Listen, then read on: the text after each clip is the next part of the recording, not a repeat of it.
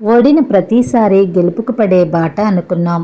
చెమ్మచెక్క ఆడే ప్రాయంలోనే బయటికి పంపకుండా ఇంటికి బందీ చేస్తే ప్రేమనుకున్నాం, పొంగిపోయాం. ఇంటి పనికి వంట పనికి అమ్మకి సాయం అంటే అమ్మకి ముద్దనుకున్నాం. ఇంకో చేతికి మా చెయ్యి అందిస్తే ఆసరా అనుకున్నాం. ఆ చెయ్యి తులాభారం కోసం తహతహలాడిందని తెలిసినా తలదించుకున్నాం. మేము తీసుకుని వెళ్ళిన సోఫా కుర్చీ మమ్మల్ని వెక్కిరించి మర్యాద పేరుతో క్రింద కూర్చోపెట్టినా మౌనంగున్నాం. అంట్లు, బట్టలు, వంటగది అపరిశుభ్రం ఏదైనా అవి మా కోసం ఎదురుచూపులు చూస్తున్నా ఎదురు చెప్పకుండున్నాం. భర్తగారి అరుపులు, అత్తగారి కోపాలు, మామగారి విసుగులు, ఆడపడుచుల ఆరళ్ళు మింగలేక కక్కలేక మిన్నకున్నాం.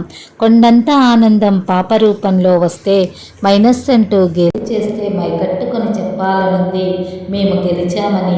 అయినా మాకనిపిస్తుంది మేమే గెలిచామని, మీరే ఓడారని.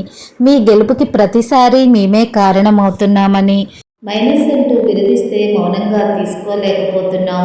మేమంటూ ఎదురు తిరిగితే మైనస్లన్నీ ప్లస్లు అవుతాయి. అయినా మేము ఎదురు తిరగం. ఎందుకంటే మేము అవని మెచ్చిన ఆడపిల్లలం.